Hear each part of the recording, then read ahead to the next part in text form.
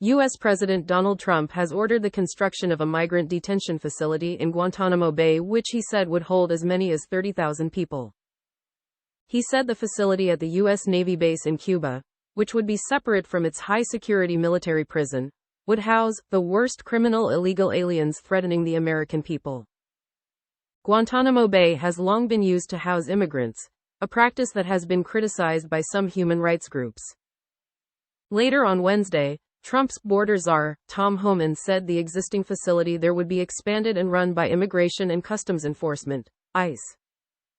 He said the migrants could be transported there directly after being intercepted at sea by the U.S. Coast Guard, and that the highest detention standards would be applied. It is unclear how much the facility will cost or when it would be completed. Cuba's government swiftly condemned the plan, accusing the U.S. of torture and illegal detention on occupied land. Trump's announcement came as he signed the so-called Laken-Riley Act into law, which requires undocumented immigrants who are arrested for theft or violent crimes to be held in jail pending trial.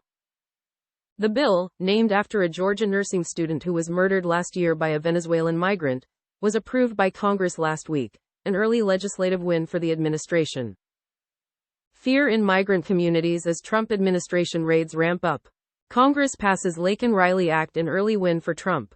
At a signing ceremony in the East Room of the White House, Trump said the new Guantanamo executive order would instruct the Departments of Defense and Homeland Security to begin preparing the 30,000-bed facility.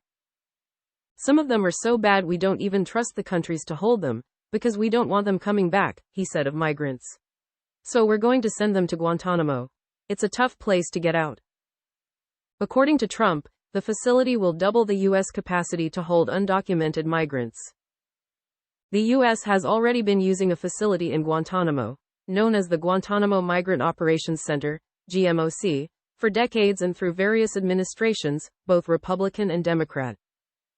In a 2024 report, the International Refugee Assistance Project, IRAP, accused the government of secretly holding migrants there in inhumane conditions indefinitely after detaining them at sea.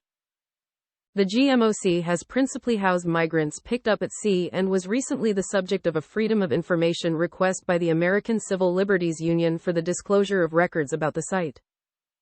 The Biden administration responded that it is not a detention facility and none of the migrants there are detained.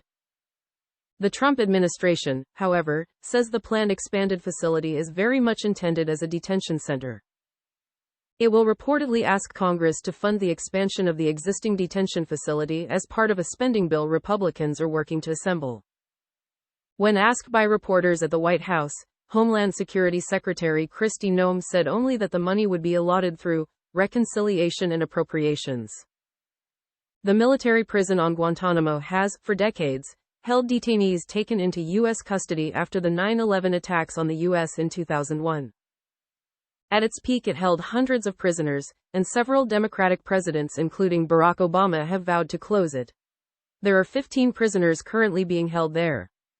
News of the facility's expansion was met with swift condemnation by the Cuban government, which has long considered Guantanamo Bay to be occupied, and has denounced the existence of a U.S. naval base on the island ever since Fidel Castro swept to power in 1959. In an act of brutality, the new government of the U.S. has announced it will incarcerate, at the naval base at Guantanamo, located in illegally occupied Cuban territory, thousands of forcibly expulsed migrants, who will be located near known prisons of torture and illegal detention, Cuban President Miguel Díaz-Canel wrote on X. The Cuban Foreign Minister, Bruno Rodriguez, said the announcement showed contempt for the human condition and international law.